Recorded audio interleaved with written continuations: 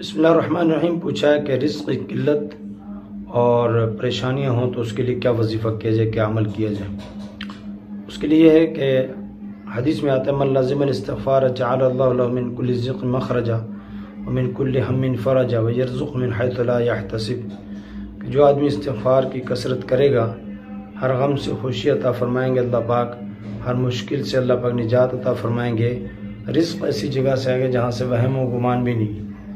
اور ایک صحابی نے عرض کی یا رسول اللہ رزق کی کمی ہے، اس کی برکت کے لیے کیا کیا جائے؟ تو آپ صلی اللہ علیہ وسلم فرمایا عدم طہارتا، کہ طہارت کو ہمیشہ پابندی سے رکھیں، یعنی باوضو رہیں، مستقل باوضو رہنے سے اللہ پاک رزق کی تنگی ختم فرما دیتے ہیں۔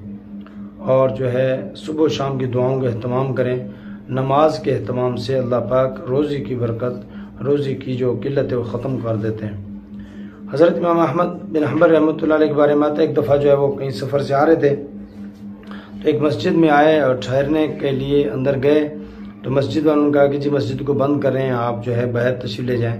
انہوں نے فرمایا میں تھکا ہوا آیا ہوں دور سے اور تھوڑا سا آرام کر لے تو سستا لیتا ہوں۔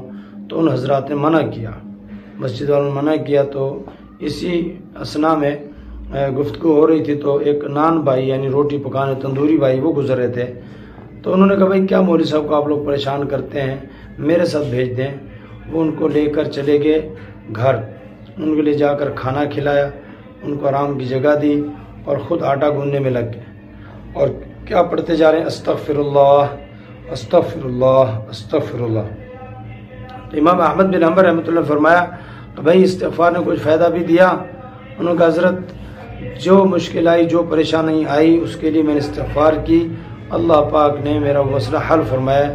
ابھی میں نے سنا ہے امام احمد بن حنبل رحمۃ اللہ بہت نیک آدمی بزرگ ہیں، تو ان سے ملاقات اور زیارت کرنا چاہتا ہوں، اس نیت سے استغفار کروں۔ فرمایا اللہ کے بندے تیری استغفار نے ہمیں کہاں سے ٹھوکریں کھلا کے یہاں پہنچا دیا۔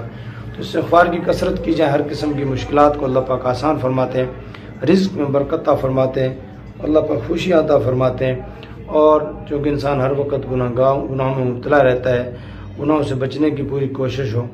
اور حضور اکرم صلی اللہ علیہ وسلم نے فرمایا کہ میں روزانہ 70 مرتبہ سے زیادہ استغفار کرتا ہوں یا 70 مرتبہ استغفار کرتا ہوں۔